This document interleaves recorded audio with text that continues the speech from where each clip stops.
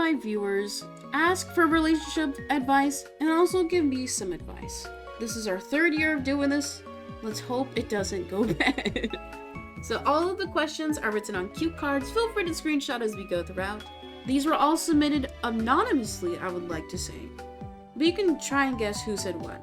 And I did submit one for each giving and asking for advice.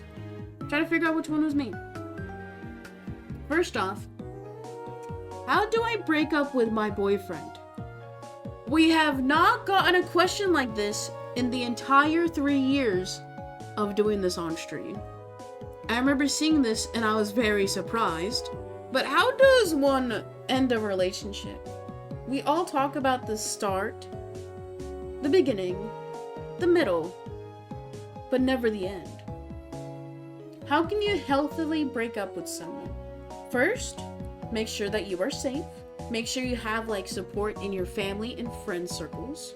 I think in order for a breakup to end smoothly, both parties have to be relatively emotionally mature, which isn't always guaranteed. So going back to the first point, make sure that you are in a safe situation. Obviously, it depends on what point in the relationship you're in. I don't know. I've never had to break up with somebody. I think transparency. Because more often than not, if a relationship ends, it's not one party's fault. Because a relationship is typically between 2 people. So it should be worked on together. Some people may want to hear why the relationship is ending. And if you feel comfortable enough to do so, do it. I was gonna say do it in a public place. I think for drama. Storming out of a coffee shop and telling them all the things they did bad would be so fun. But that's probably not the safest thing to do. Just say I slept with somebody else? No! I mean, because then, hopefully that would be a lie, because cheating is bad. But it would give them a reason to not like you, so you would think it would make it easier. But no matter how a relationship ends, the person who had gotten broken up with will hold on to that. So I think transparency is your best option. Because to me, the main reason why a relationship would end is because one party's needs are not met, or one partner is being abusive in any capacity. Classic. They're straight. How do I move on? I think you guys have asked this one every year. This person said, and I quote, "I have a crush on one of my friends, but unfortunately, they are straight. I've been trying to move on for a bit, but I'm having a wee bit of trouble. Any tips on how to move on?" I've been in this situation. And the thing I've said in previous years is that romantic love is mutual. The love you feel through a crush is one-sided, so it's more admiration. That is not love, okay? So if you in your head think, oh, I love this person, if there has been no aspect of the relationship, that is not love. So if that is one way to rationalize it to make it easier in your head, go for it. Some things that I wrote specifically for this, there was 3 main points I had. Put yourself in more queer spaces, in both in person and online. Similar to how, if you want to seek somebody who has attributes that you like. So, if you like more outgoing people, go to a bar. If you like more quiet people, go to, local clubs and activities. If you want to have a crush on somebody who has the same orientation as you, probably place yourself in more queer spaces. And if that's not an option in person, try to find spaces online. Not necessarily to actively hook up or get with people, but just to make connections. And then the last thing I wrote, and this is something that I thought of this morning, was do some self-reflection. In the sense of identify why you like this person, even if they will never like you back physically. And I know that's a hard thing to grasp and ponder, but maybe you have the type of attraction to where you like the individual, like their character. something you might need to look into, you might be demisexual, to where you have to be emotionally attracted to somebody before you want to like romantically, physically pursue them. So look into that a bit more, evaluate why you like and care for people, and then I think getting some explanation on that will help you get closure in this situation. Is talking to multiple people a bad idea? They said, and I quote, "I'm not dating anyone, but is talking to multiple people at once a bad idea?" Okay, so this person is not doing this. I know there's been a lot of controversy in online spaces about individuals dating several people at once. I think personally that this is commonplace. It's normal for folks to be dating casually and texting and calling multiple people. The key word is casual. Multiple people have different meanings for what casual can mean. Casual can mean, oh, we just text each other, we say good morning. It can mean we go on dates sometimes. It can also mean like kissing and smashing. Everybody has a different definition for what casual dating is.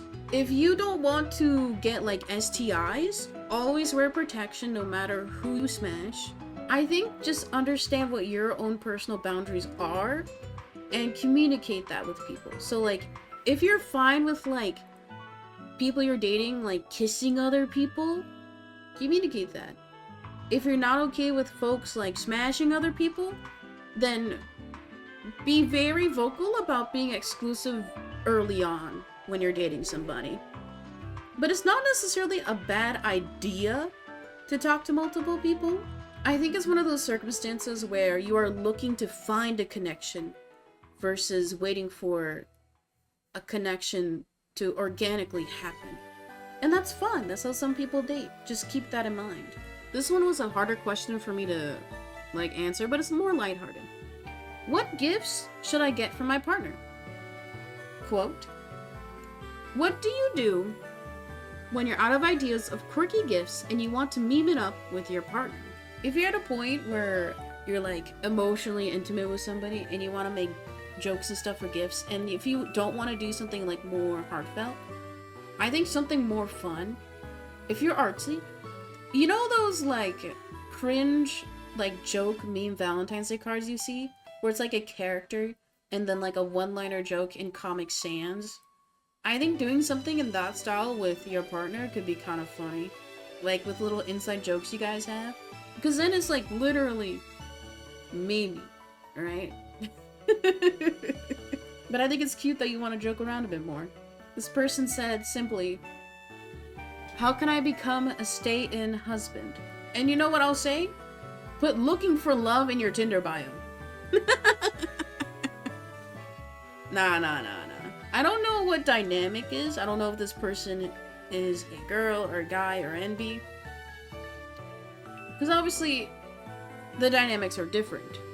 If it's like a heteronormative relationship where the man wants to stay home, that is directly opposed to like societal standards. And it's not a bad thing. It's just there will be a lot of barriers with it.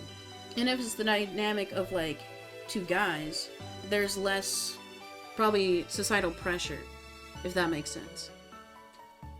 But to get more philosophical, I had some points that I wrote down. First, reflect. You may be joking here, but if this is what you truly desire and want from a long-term relationship, reflect. Think as to why you want this. What does this mean to you? Maybe work on identifying your passions and your dreams. Because if you're the type of person who wants to be a homebody, who wants to like take care of the family or take care of your property, and if that is your dream, I think maybe think a bit more outside that bubble. If you're gonna put yourself into a situation where you're fully financially dependent on your partner, regular purchases, your housing, there's a lot of power that they have over you. And it's just rampant for most any type of abuse. I assume they're joking with this answer. If this is actually true and you want to be a homebody, identify why. Like, I know for me, if I ever pursue somebody, there will be a point in my life where I will need a caretaker, where I probably will most likely need to become financially dependent. So if that is a similar situation to you, you need to find somebody who won't exploit that. Or, like I said, just put looking for love in your Tinder bio. And our final question from chat, how do I ask of things from my partner? They said, and I quote, how do I not feel guilty for asking things of my partner, like texting, touches, etc.? Going back to what I was saying about making sure your needs are met when we were talking about ending a relationship, this is what you would have to do before the end. Everybody has different expectations on what a relationship should be, on how they should act in a relationship. So if you're fairly early on, and you're at a point to where you're comfortable communicating what your needs are, and also like figuring out personally what your love language is. So if you like gifts, if you like receiving gifts, if you like touches, if you like acts of care, like you need to identify what you personally want, work on picking up what they want, and then also vocalizing it to them in a safe and comfortable environment. If you want good morning texts, you can't chirp about it. You can't berate them for not missing it one day. You have wants and needs, but also your partner has, you could say, like limits to what they want to do, and then in turn what they're willing to do. Because if you're forcing somebody to do something they don't want to do, then they're unwilling and then it's less genuine. So just work on identifying and communicating what your needs are, and you don't have to feel guilty for it. You shouldn't. If somebody wants to care for you and wants to be in a relationship with you, they should be willing and wanting to make sure your needs are met. And I know this may be interpreted as like intimacy as one of the needs, but obviously your rights in your body should never be violated. So if somebody is saying to you like, I want to smash 3 times a week minimum, they are not entitled to your body in that sense.